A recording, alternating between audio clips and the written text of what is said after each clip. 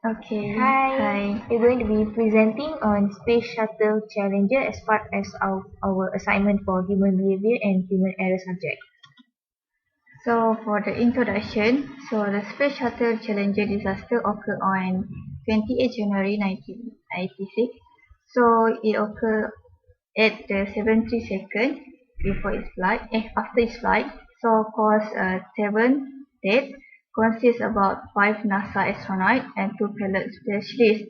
So this occurred because the O-ring, which is a failure, and also the O-ring itself cannot be used in the cool condition. Okay, for the next slide, it will be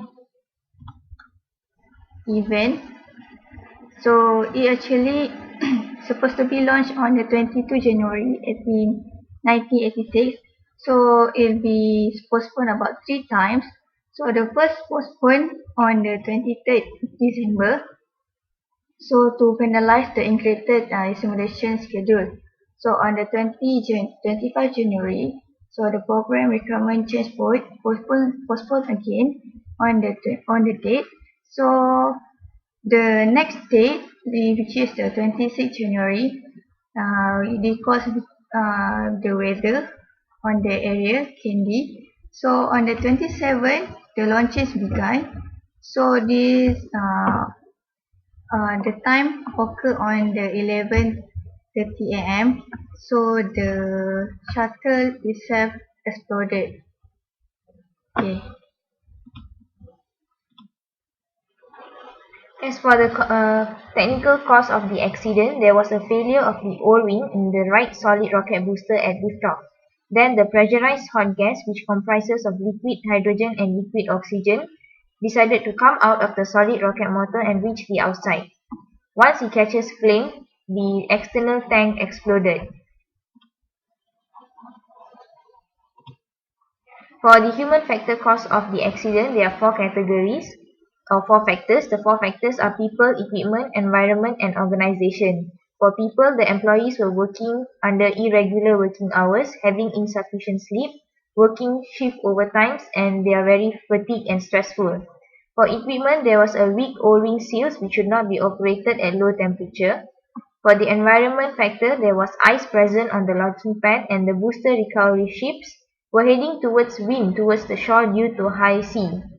For the organization factor, there were strict schedules implemented by NASA, which caused by unanticipated delays, launch rate acceleration, and there was very poor communication among the management in NASA. For the theory of accident causation, which is supposed to be by three, which is overload, inappropriate response, and inappropriate activities. For overload, the contract employees were working shift overtimes, which exceeded their capacity. For inappropriate response, there was fundamental design flaw in the joint, which is a hazardous condition that the engineers had grown accustomed to and had learned to live with. For cognitive errors, there are three errors: the decision error, the perception error, and the action error. For this incident, it's a decision error whereby NASA's decision to launch Challenger was not ill-informed, but it was an irresponsible decision. Okay, for the last slide is a recommendation. So the recommendation itself consists about seven. Sorry. So the first is a regular working hours, astronaut in the management, shuttle management structure, shuttle safety panels, redefine program manager duties. For the second last is improve communication, more to the management. So the lastly which is a hazard analysis. So we end our this presentation for our Thank case you. study. Thank you.